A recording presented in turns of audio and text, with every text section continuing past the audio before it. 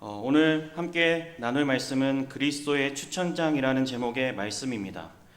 처음에는 그리스도의 에피스톨레라는 제목이었습니다. 원래는 그리스도의 에피스톨레라는 제목으로 말씀을 전했다가 그리스도의 추천장이라는 제목이 나을 것 같아서 바꿨는데요. 여기 에피스톨레라는 말이 본문에 번역된 편지라는 말의 히라보이기 때문입니다. 그래서 신약 성경에서 이 에피스톨레라는 단어는 먼저로는 서신으로 사용됩니다. 온 교회가 읽도록 권위의 말씀으로 기록된 서신으로 사용되는 단어입니다. 더불어 편지 또는 공문 그리고 추천장, 추천서라는 뜻으로 사용되는 단어가 에피스톨레라는 단어입니다. 특별히 오늘 본문에서 사용되는 이 에피스톨레라는 단어가 추천장 또는 추천서라는 뜻으로 사용되고 있습니다. 그래서 그 부분에 주목하여 본문을 살펴보려고 합니다. 추천서가 무엇입니까? 내가 그 일에 합당한 사람이라는 것을 보증해 주는 것입니다. 어떤 천거서 같은 겁니다. 그렇다면 당연히 그리스도의 추천서는 그리스도께서 보증하시는 추천장이라는 것입니다. 그래서 과연 바울이 오늘 자신이 처한 이 상황 속에서 그리스도의 편지, 그리스도의 추천서라는 이 그리스도의 에피스톨레라는 말을 왜 언급하고 있는가 살펴보므로 그리스도의 편지로 사는 삶을 향해, 복음이 요구하는 삶을 향해 다시 한번 가슴이 벅차오르는 시간이 되길 소망합니다. 첫째, 그리스도의 추천장은 복음의 열매로 쓰여지는 추천장입니다. 그리스도의 추천장은 복음의 열매로 쓰여지는 추천장입니다. 1절에 나오는 추천서를 주목해 봅니다. 3장 1절에 우리가 다시 자천하기를 시작하겠느냐? 우리가 어찌 어떤 사람처럼 추천서를 너희에게 붙이거나 혹은 너희에게 받거나 할 필요가 있느냐? 아멘. 이렇게 기록되어 있습니다. 여기 1절에 나오는 추천서로 번역된 것이 바로 에피스톨레라는 말입니다. 2절, 3절에도 나오는데 거기는 편지로 나오고 있습니다. 그러니까 1절에서는 추천서라고 번역되어 있고 2, 3절에는 편지로 번역되어 있는 말이 똑같이 에피스톨레라는 말이라는 겁니다. 그래서 먼저 1절이 어떤 내용입니까? 지금 바울이 자신의 사도됨을 보증하기 위해, 변호하기 위해 다른 어떤 유력한 사람들이나 또는 예루살렘 교회의 천거서를 받을 필요 없다라고 말하는 내용입니다. 그런 추천장 자신은 필요 없다라고 말하는 겁니다. 다른 추천장이 필요 없는 이유는 성령께서 바울을 통해 이루신 복음의 열매 때문이었습니다. 그래서 바울이 그들에게 당당하게 전하고 있는 겁니다. 하나님께서 나를 통해 이루신 복음의 열매를 봐라. 무엇보다 내가 개척하고 섬긴 고린도 교회 너희가 바로 그 복음의 열매인데, 그래서 그 누가 보증해주는 추천서가 아니라 이 복음의 열매들이 너희들이 나의 사도됨을 하나님 앞에서 보증하는 것이다. 내가 하나님의 일꾼이라는 것을 너희들이 보증하고 있는 것이다 가르치는 겁니다. 이렇게 당당하게 고백하기까지의 과정이 있었습니다. 그 과정을 잘 알려주는 내용을 2장 17절을 토대로 알 수 있습니다. 2장 고린도후서 바로 앞에 있는 내용이죠. 2장 17절에 우리는 수많은 사람들처럼 하나님의 말씀을 혼잡하게 하지 아니하고 그 순전함으로 하나님께 받은 것 같이 하나님 앞에서와 그리스도 안에서 말하노라. 아멘. 이렇게 기록되어 있습니다. 올해 여름 성경학교, 초등부의 여름 성경학교에서는 총 3번의 예배를 드렸습니다. 총 3번의 예배를 통해 말씀을 전했는데요. 예배 중에 설교 시간만 따지면 한 2시간 30분 정도가 됩니다. 그 외에도 아침 큐티 시간, 아침 말씀 묵상 시간과 또 아침 예배 시간까지 또 여러 활동을 시작하면서 전했던 말씀 시간까지 합치면 아마 아이들이 들었던 말씀의 길이는 아마 훨씬 길었을 겁니다. 뿐만 아니라 기도의 시간이나 또는 찬양 시간까지 합치면 예배 시간은 훨씬 길었습니다. 작년 여름에도 그러하였고 올해 겨울도 그러하였고 또 올해 여름도 그랬습니다. 더 길면 길었지 거의 비슷한 시간으로 예배드리고 말씀을 듣고 또 기도했습니다. 말씀의 내용이 쉬웠던 것도 아니었습니다. 저는 제가 이렇게 재밌는 사람이 아니고 좀 이렇게 생긴 것만 재밌지 말로 이렇게 재밌게 할 재주는 없어서 말씀의 내용이 쉬웠던 것도 아니었습니다. 또 사실 어른들도 힘든 일정이고 졸리고 힘들었을 텐데 우리 아이들이 잘 버텼습니다. 우리 아이들 많이 어리지만 잘 해내고 있습니다. 철없이 마냥 뛰놀고 또 싸우고 소리 지르고 돌아다니면서 흙 주워 먹고 다니지만 우리 아이들도 그렇게 애쓰고 있습니다. 그렇게 자라도록 그리스도께 붙잡혀 있습니다. 그 붙들어 주심으로 한 명의 성도로 자라가고 있는 겁니다. 그래서 우리 아이들을 격려하며 전하는 것은 유치부로부터 중고등부에 이르기까지의 그 시간이 어떤 성도가 되어가기 위한 시간이 아니라 이미 성도로 살아가는 시간이라는 것입니다. 그들 역시 성도로서 그리스도의 성품을 수납하고 또 수납하며 살아가는 이미 한 명의 성도로 성장하는 시간을 걸어가고 있는 겁니다. 그래서 그것을 위해 우리 선배 되시고 또 부모된 우리 성도님들께서 정말 무심양면으로 힘쓰고 계신 줄 알게 됩니다. 제가 경험하게 되고 느끼게 됩니다. 그래서 저렇게 아까 예배 시간에 안 왔길래 제가 깜짝 놀래가지고 마음이 두근거렸는데 다행히 올 사람들은 그래도 왔습니다. 우리 초등부 아이들도 그래서 좀 그 감사함을 알아야 되고 또 그만큼 자라나야 되는데 그렇게 감사하는 초등부가 되었으면 좋겠습니다. 우리가 그래도 확신하는 것은 하나님의 때에 그들의 감사의 고백으로 이 세대를 또 이 교회를 든든히 세워가게 하실 줄 믿는 믿음입니다. 여름 성경학교 얘기를 꺼낸 이유는 오늘 본문과 연결되어 있기 때문입니다. 올해는 그리스도의 향기라는 주제로 여름 성경학교를 진행했습니다. 그리스도의 향기는 오늘 본문 바로 앞부분의 단락의 주제입니다. 2장 15절에 그리스도의 향기라는 문구가 나옵니다. 말씀이 나옵니다. 그 말씀을 전하며 그리스도의 향기는 우아하고 또는 아주 고상한 그런 고상한 향기가 아니라고 전했습니다. 액세서리처럼 예쁘거나 또는 향수처럼 아주 매혹적이거나 그런 자극적인 것이 아니라 잠깐 있다 사라지는 그런 향기가 아니라 복음이 요구하는 가치를 부여잡고 살아가는 삶에서 진동하게 되는 땀냄새와 같은 것이다 라고 전했습니다. 복음이 나아가는 곳을 향해 나아갈 때 겪게 되는 여러 어려움들 그 속에서 피어나는 향기다 라고 했습니다. 때론 찢기고 상하고 어려운 일이 생기고 핍박을 당할지라도 손해보는 일이 생길지라도 오히려 거기서 깊어지는 거기서 그 깊이와 부요함을 담아내게 되는 그리스도를 아는 냄새다라는 것을 전했습니다. 그래서 마지막 날 좀 전에 읽은 2장 17절 말씀이죠. 2장 17절을 읽으며 순전이라는 단어에 주목했고요. 그래서 거기에 말씀에 따라 복음의 기준에 맞춰 살자고 전했습니다. 순전함이라는 단어가 나옵니다. 순전함. 2장 17절에 나오는 이 순전함은 어떤 진심 또는 열정, 순수함 이런 어떤 나의 진정성을 표현하기 위해 기록한 바울의 고백이라기보다는 내 삶과 내가 전하는 말씀이 복음과 일치한다. 내가 전하는 이 말씀과 내가 살아가는 삶의 이 궤적이 불순물이 섞여 있지 않은 복음에 근거한 삶이고 복음이 나아가는 방향에 서 있는 것이다. 그 메시지다 라는 의미에서 순전함이라는 말로 사용되어 있습니다. 그러니까 복음이 우리에게 맞추는 것이 아니라 우리가 복음에 맞추는 삶이죠. 복음이 요구하는 가치와 그 높은 기준을 향해 잘 안 되니까 몸을 쳐서라도 그 삶을 향해 애써 내딛어가는 그 삶이 순전함을 갖고 사는 삶이라는 겁니다. 복음이 우리에게 맞출 수는 없습니다. 우리가 복음에 맞추는 겁니다. 그러나 사실 많은 경우 우리의 죄악된 본성 때문에 복음이 우리에게 맞추도록 하려 합니다. 어떤 내 입맛에 맞는 복음, 내가 편리한 복음, 내가 받아들일 수 있을 만큼의 복음으로 그래서 어떤 나의 낮은 기준으로 복음의 높은 기준을 끌어내려 버리는 그 복음의 내용과 깊이와 그 요구하는 가치들을 희석하고 변질시키려 한다라는 겁니다. 그러나 반대로 순전함은 복음이 오히려 내게 불편하게 되는 것입니다. 물론 좋은 의미의 불편함입니다. 왜 그렇습니까? 복음이 무엇을 요구합니까? 하기 싫은 용서를 해야 하고 내밀기 싫은 손을 먼저 내밀어야 하고 자기를 부인해야 하는 것을 끊임없이 요구합니다. 끊임없이 나로 예수 그리스도의 삶을 살도록 돌려세우는 그 도전에 따끔거리게 합니다. 적당히 희석하여서 내가 할 수 있을 만큼의 내용으로 정의해가는 신앙이 아니라 복음의 그 높고 깊은 요구로 인하여 날마다 나의 고집이 꺾이고 날마다 복음이 나아가는 방향으로 발걸음을 돌려세우는 그 순전한 삶. 우리가 갖고 있는 그리스도의 추천장 바로 그것입니다. 복음의 순전한 삶의 과정으로 쓰여지는 추천장입니다. 세상이 보증하고 어떤 학위가 증명해주고 어떤 자격증들로 기록된 것이 아니라 복음에 기준한 삶에서 열매 맺을 때 쓰여지는 것.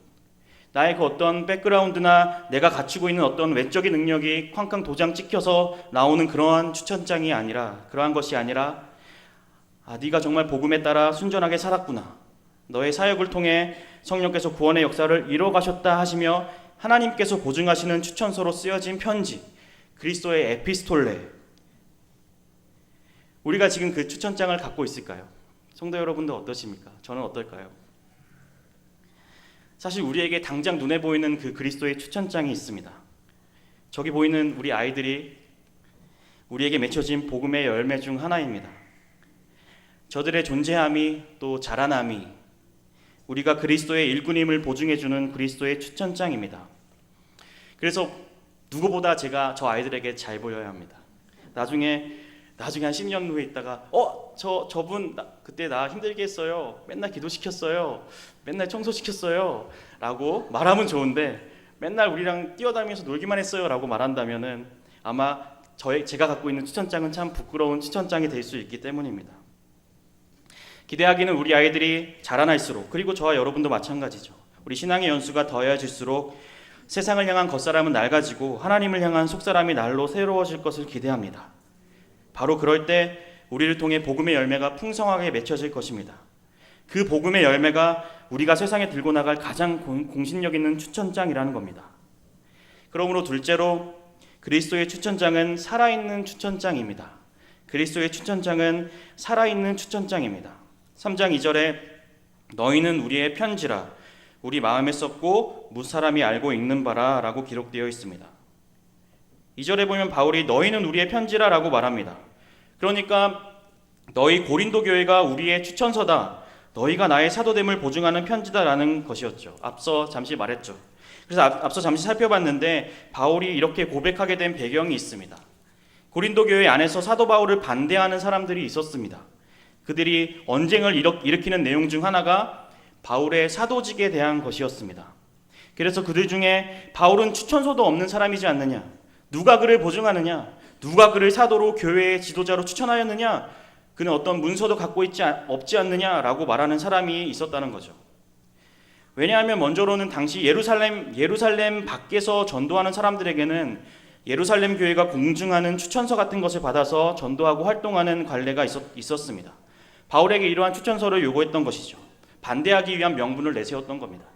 또한 당시에는 철학 교사들이 많았습니다. 그래서 어디에서 누구에게 배웠다 하는 식으로 공적인 추천장을 갖고 다니면서 그 실력에 따라 돈을 받고 강의하던 때였습니다. 오늘날로 따지면 어떤 박사학위나 아주 저명한 사람들의 추천장 같은 것을 갖고 다닌 거겠죠. 그들 생각에 그 반대의 명분을 내세우면서 그들 생각에 바울은 그 12제자와 달랐다고 생각하면서 그 명분을 내세운 겁니다. 예수님과 동고동락했던 그 사도들과 달리 바울은 그런 적이 없느냐라고 걸고 넘어지는 겁니다.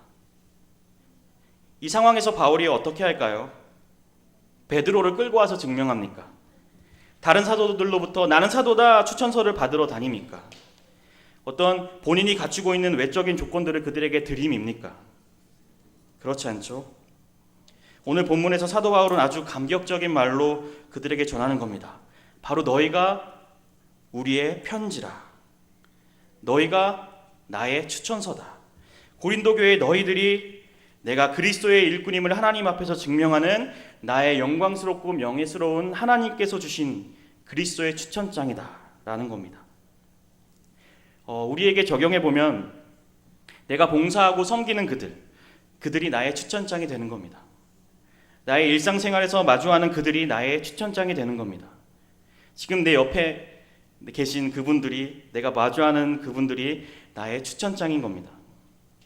그래서 어떤 문서가 아니라, 자격증이 아니라 우리의 삶이 복음에 근거하여 살아왔을 때 맺혀진 그 복음의 열매들, 그 살아있는 복음의 열매들이 내가 그리스도의 일꾼이며 하나님이 인정하시는 교회임을 알려주고 보증하는 그 편지 추천장의 내용이라는 것이죠. 그렇게 섬기기 위해 희생하고 배려하고 헌신하는 것으로 마음과 삶에 쓰여져 있는 살아있는 추천장인 겁니다.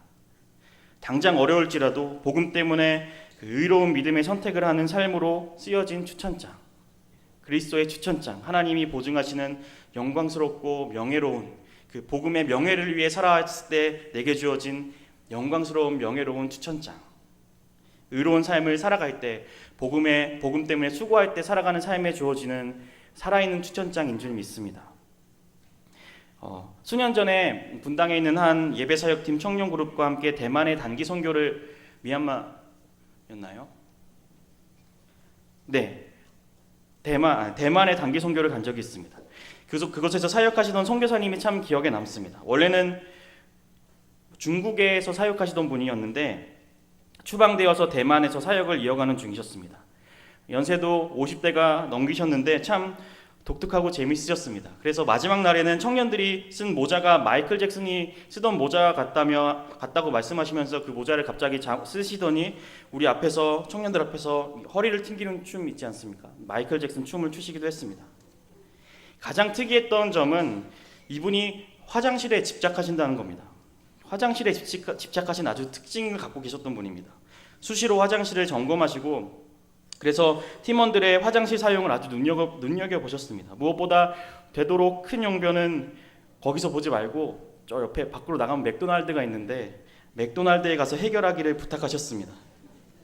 그래서 우리 청년들 사람들은 아침마다 화장실을 가기 위해 한 70m 정도 거리였나요? 그곳을 아침에 오가는 것을 유일한 관광으로 삼으면서 아침마다 오갔습니다. 참 인상 깊은 기억입니다.